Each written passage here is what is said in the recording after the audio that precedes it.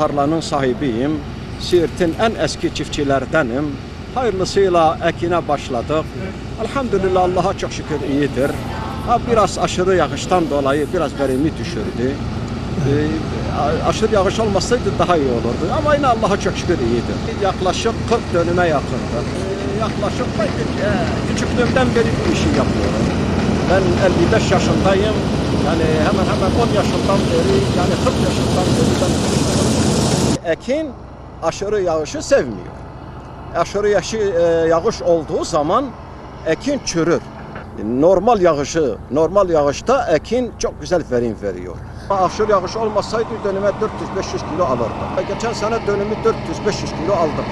Ama bu sene ancak 300 kilo. Burada çüremeler yaşandı. İşte yıllardan beri bu işi yapıyorum.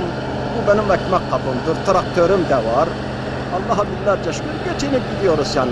Şimdiden memnunum. Eskiden biliyorsunuz kara sapanlaydı, elleydi, affedersiniz hayvanlaydı. Oydu yani, elleydi mesela. Bu traktör çıkmadan önce, biçer çıkmadan önce hepsini elle yapıyorduk. Ama teknoloji haliyle Allah devletimize zeval vermesin, Allah devletimizi bin bir sefer korusun. Bizi de, bütün Müslümanları da. Tabii şimdiki bu tarlayı eğer elle yapsaydık eskisi gibi, bu tarlayı elle biçilecekti. En az 10-15 günde ancak biçerdi bu. Ondan sonra yine hayvanla çekilirdi harmana. Harmanla dövüyorduk, serpiyorduk. Yani çok uğraşmalıydı. Ama Allah'a şükür bu makineler çıktığında şimdiki 2-3 saatlik işte bitiriyoruz. 40 dönümü en fazla 3 saatlik bir iştir. Eskiden 20 gün hatta daha fazla süren iş şimdiki 3 saatlik iştir. Yıllardan beri bu işlerle uğraşıyorum. Başka bir işle uğraşmamışım. Traktörüm var. Allah'a binlerce şükür. Yani bereketlidir. Buğday işi bereketlidir.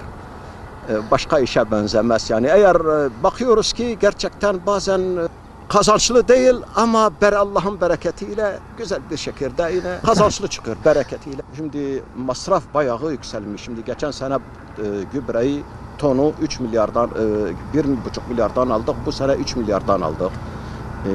Geçen sene mazot ucuz, bu sene daha da pahalı.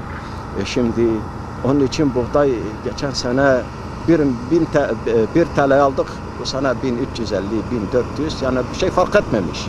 Evet. Ne Allah devletimize zeval vermesin. Devletimiz bize destekleme veriyor. O da iyidir. Mazota destek veriyor, gübre destek veriyor. Ama masraf bayağı fazladır. Eskisi gibi kazanç yok. Eskisi gibi gübre daha ucuzdu. Mazot daha ucuzdu. Şimdiki biçme dönümü daha ucuzdu. Haliyle mazot pahalanınca biçerin dönümü de pahalandı. Anıs yapmak iyi bir şey değildir. Biz anıs yapmıyoruz. Anısa karşıyız da. Gerçekten bize kimse anıs da yapmasın.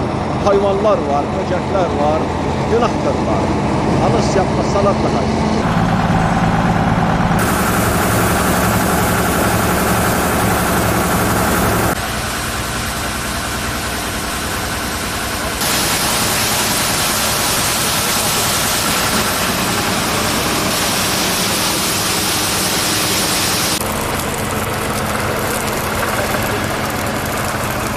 Allah'a binlerce şükür buğdayımız iyidir, güzeldir. Biraz verim düşüktür. Yine gene de Allah'a binlerce şükür.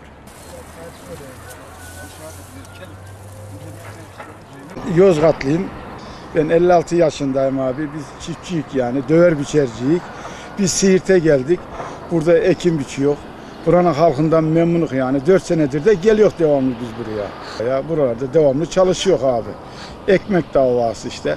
Halk bizden memnun, biz de onlardan memnun olduğumuzdan geliyor biz burada çalışıyor yani. Güzel. Diyarbakır olsun, Urfa olsun abi, Kurdalan, Batman, Gercüş, ben o taraflarda hepsine çalışıyorum yani buralarda. Biraz zor abi tabi zor, toz, haliyle gurbetçilik zor yani. Yaza dek geliyor, biraz zorlanıyoruz yani sıcaklardan abi.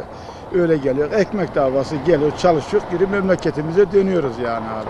Biz 45 gün falan burada kalıyor yani, 1,5 ay hemen kalıyor doğuda burada yani. Hasbet önce burada kalıyor, çalışıyoruz yani.